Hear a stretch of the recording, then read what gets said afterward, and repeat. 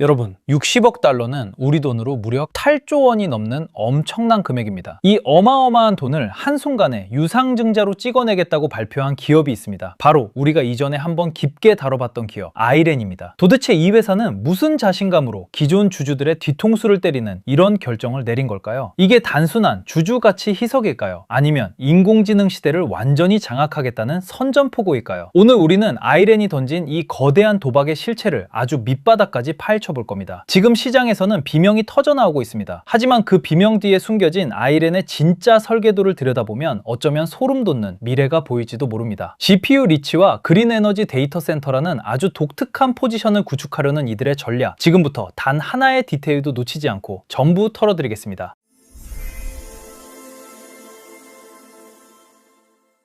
여러분, 인공지능 골드러시 시대에 가장 중요한 게 뭐라고 생각하시나요? 맞습니다. 바로 GPU입니다. 아이렌이 이번에 사고를 쳤습니다. 엔비디아의 차세대 칩인 B300 GPU를 무려 5만 개나 추가로 구매하기로 한 것이죠. 이게 얼마나 대단한 숫자냐면요, 기존에 보유하고 있던 물량까지 합치면 총 15만 개 규모의 GPU 플릿을 구축하게 되는 겁니다. 15만 개라니 감이 잘 안 오시죠? 웬만한 중견 클라우드 기업들은 명함도 못 내밀 수준의 막강한 화력입니다. 이 GPU들이 어디로 가느냐가 더 중요합니다. 아이렌 는 캐나다의 브리티시 콜롬비아와 미국의 텍사스에 있는 기존 데이터 센터에 이 귀한 몸들을 배치할 계획입니다. 그것도 2026년 하반기부터 단계적으로 말이죠. 단순히 기계만 사놓는 게 아니라 전력이 빵빵하고 규제가 덜한 핵심 요충지에 딱 박아놓겠다는 계상입니다. 여기서 잠깐 생각을 해봐야 합니다. 아이렌은 왜 하필 지금 이 시점에 이런 무리수를 던지는 걸까요? 아이렌의 계산기는 아주 명확합니다. 15만 개의 GPU가 풀가동되는 2026년 말에는 인공지능 클라우드 분야에서만 연 환산 매출 37억 달러를 찍겠다는 목표를 세웠습니다. 37억 달러, 우리 돈으로 5조 원에 육박하는 매출을 GPU 대여만으로 벌어들이겠다는 겁니다. 그런데 문제가 하나 있죠. 이 모든 걸 현실로 만들려면 돈이 필요합니다. 그것도 아주 많이요. 그래서 아이렌은 최대 60억 달러 규모의 ATM 방식 유상증자라는 카드를 꺼내들었습니다. ATM, 즉 앳더마켓 방식이라는 게 사실 투자자들 입장에서는 정말 피가 마르는 구조입니다. 이게 왜 무서운지 아시나요? 보통의 유상증자는 우리 이만큼 주식 발행할 테니까 살 사람 모여라 하고 한 번에 끝내는데 ATM은 다릅니다. 발행사가 필요할 때마다 시장 가격 근처에서 주식을 조금씩 야금야금 파는 구조거든요. 한마디로 수도꼭지를 살짝 열어놓고 시장의 물량을 계속 흘려보내는 겁니다. 이런 구조는 주가에 치명적인 독이 될 수 있습니다. 시장에서는 이걸 상시 오버행이라고 부릅니다. 언제든 회사 물량이 쏟아질 수 있다는 공포가 시장을 지배하게 되는 것이죠. 여러분, 만약 여러분이 이 주식을 사려고 하는데 위에서 회사가 계속 주식을 팔 준비를 하고 있다면 기분이 어떠시겠습니까? 당연히 주가가 조금만 오르려고 하면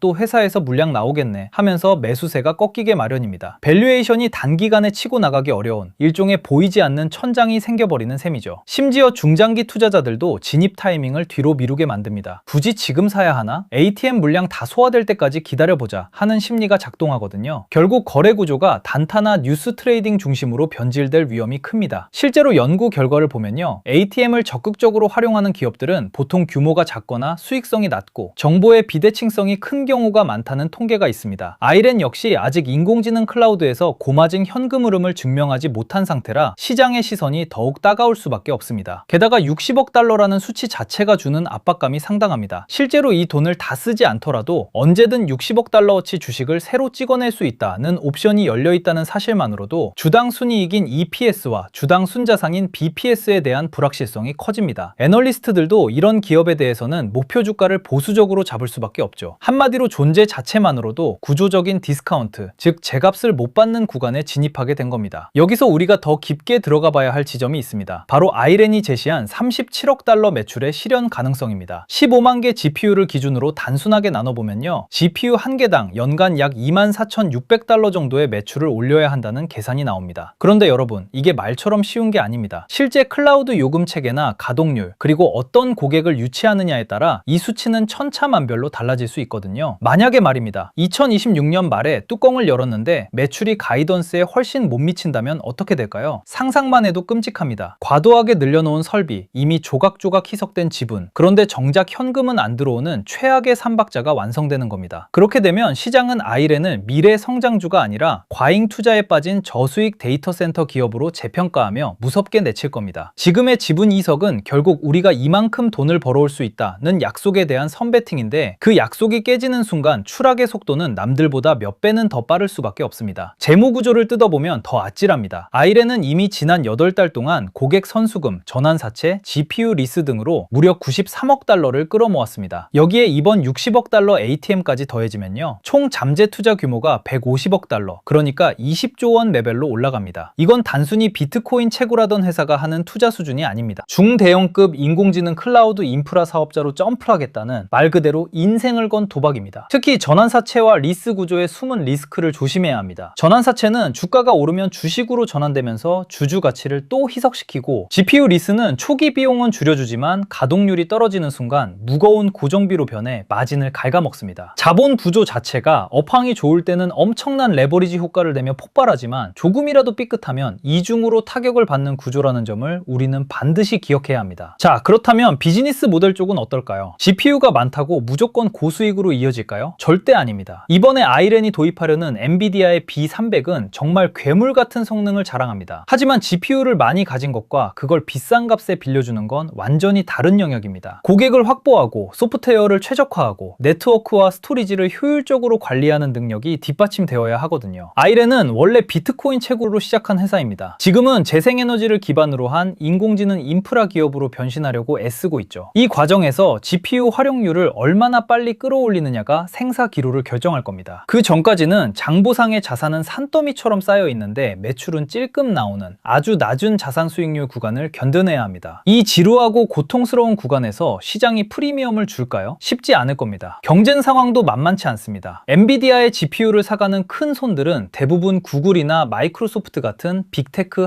하이퍼스케일러들입니다. 이들과 경쟁해야 하는 아이렌 같은 이 선 플레이어들은 가격 경쟁력이나 서비스 차별화에서 밀릴 가능성이 큽니다. 아이렌이 내세우는 재생에너지 전력 비용 절감이나 특정 지역에 특화된 서비스가 실제로 고객들의 마음을 움직일 수 있을지는 아직 미지수입니다. 경쟁이 치열해질수록 마진은 낮아질 것이고, 이는 곧 희석된 주식의 가치를 더 떨어뜨리는 결과로 이어질 것입니다. 하지만 여러분, 여기서 반전이 있습니다. 이렇게 단점이 명확한데도 불구하고 아이렌의 이번 발표가 세상을 놀라게 한 이유가 있죠. 바로 아이렌을 완전히 다른 차원의 옵션으로 바꿔버렸기 때문입니다. 첫 번째는 바로 하드웨어의 선점입니다. 지금 전 세계는 GPU 기근에 시달리고 있습니다. 엔비디아의 블랙웰 아키텍처 기반 B300은 돈이 있어도 못 구하는 귀한 몸입니다. 그런데 아이렌은 이걸 15만 개나 확보했습니다. 이건 향후 몇 년 동안 물건이 없어서 장사 못한다는 소리는 안 듣게 됐다는 뜻입니다. 인공지능 인프라 사이클에서 GPU는 이제 단순한 부품이 아니라 일종의 디지털 부동산 대접을 받습니다. 전력과 냉각 시설이 완비된 데이터 센터는 전통적인 부동산보다 더 높은 가치를 인정받기도 하죠. 아이렌은 이 귀중한 자산을 이미 손에 쥐고 있다는 점에서 엄청난 우위를 점한 겁니다. 두 번째는 재생에너지와 데이터 센터의 결합입니다. 아이렌은 탄소 배출이 적은 친환경 전력을 사용해서 인공지능 공장을 돌리겠다는 포부를 가지고 있습니다. 전 세계적으로 규제가 강화되고 ESG 경영이 강조되는 상황에서 친환경 데이터 센터는 시간이 갈수록 프리미엄이 붙을 수밖에 없는 자산입니다. 특히 캐나다와 텍사스처럼 전력 인프라가 안정적인 곳에 자리를 잡았다는 건 장기적으로 전력 비용 싸움에서 이길 수 있는 강력한 무기를 가졌다는 뜻이기도 합니다. 만약 아이렌이 약속한 2026년 매출 37억 달러를 실제로 달성한다면 어떻게 될까요? 그때가 되면 시장의 평가는 180도 달라질 겁니다. 말만 번지르르한 회사에서 실제로 돈을 쓸어 담는 GPU 팩토리로 환골탈태하는 것이죠. 매출 성장률이 두 자릿수를 유지하고 영업이익률이 40% 이상 나오며 현금이 꼬박꼬박 쌓이기 시작한다면 지금의 지분 희석은 오히려 성장을 위한 신의 한 수였다는 찬사를 받게 될 겁니다. 결국 아이렌을 바라보는 시각은 크게 두 가지로 나뉩니다. 단기적으로는 ATM 유상증자로 인한 상시 오버행과 주가 눌림, 그리고 과도한 설비 투자에 따른 리스크가 더 크게 보일 겁니다. 언제 주식을 더 팔지 모른다는 불안함 때문에 주가는 지지부진할 수 있죠. 하지만 3년에서 5년이라는 긴 호흡으로 본다면 이야기는 달라집니다. 인공지능 인프라 시대가 이제 막 시작되었고, 아이렌이 가진 15만 개의 GPU와 친환경 데이터 센터가 미래의 핵심 자산이 될 것이라고 믿는다면 지금의 희석은 오히려 더 큰 도약을 위한 진통으로 보일 수도 있습니다. 여러분, 이제 스스로에게 이 질문을 던져보셔야 합니다. 나는 아이렌이 60억 달러의 지분 희석이라는 대가를 치르면서까지 만들어내려는 그 37억 달러의 미래를 신뢰하는가? 이 질문에 대한 여러분의 답이 곧 여러분의 투자 전략이 될 겁니다. 인공지능이라는 거대한 파도 위에서 아이렌은 지금 가장 위험하면서도 화끈한 도박을 하고 있습니다. 이게 영광의 상처가 될지 아니면 자멸의 길이 될지는 결국 실적으로 증명되겠죠. 여러분은 오늘 이 데이터 속에서 중에서 어떤 미래를 보셨나요? 제가 공유해드린 저만의 관점과 철학이 여러분의 투자 지도에 작은 참고가 되길 바랍니다. 지금까지 나스다큐였습니다. 감사합니다.